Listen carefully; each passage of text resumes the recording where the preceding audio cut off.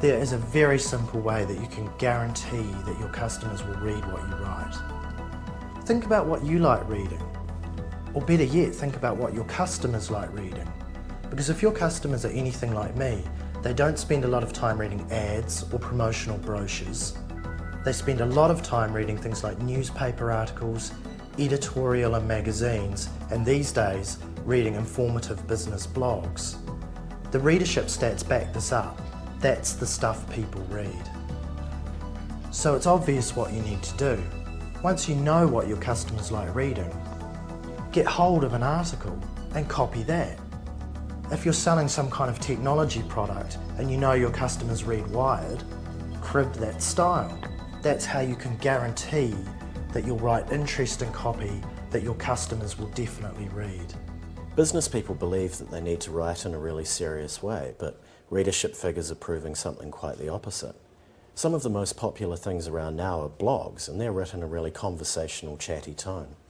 It makes sense when you think about it. When we meet face to face, we discuss business in a professional but conversational way. So why would you make your copy really stiff and therefore make it really difficult for people to read? I don't think people truly understand how important it is to have a real voice online, to have some personality. I love doing these exercises, especially with retailers or even people who are offering services, and I say, you know what, go to any of your competitors and literally just copy and paste the copy onto different sheets of paper, and then hand them out to people and see if they can figure out which company it belongs to. Right? Just cross out any of the references to company names and stuff like that. And you'll notice you can't tell the difference between most of them. And that's because most companies lack a true authentic voice and a true persuasive voice that their customers actually crave.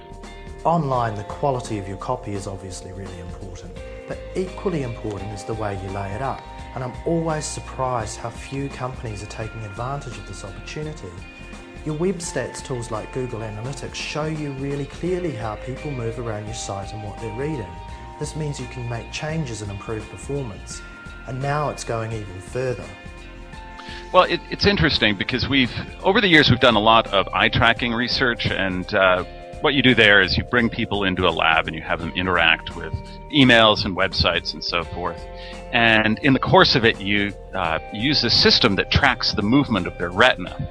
I know this sounds terribly George Orwell, but it's very non-invasive. People just interact with a computer screen as they normally would.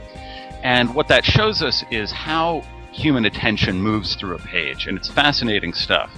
And when it comes to copy, we've learned that people engage with copy in two different ways.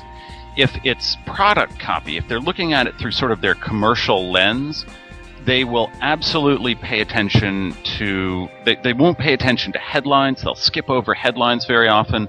They'll go right for the bullet points, because we've trained ourselves, both as the designers of pages and the viewers of pages, that those bullet points are going to have the key few pieces of information we need in those few seconds that we give a web page to figure out if we're in the right place or not.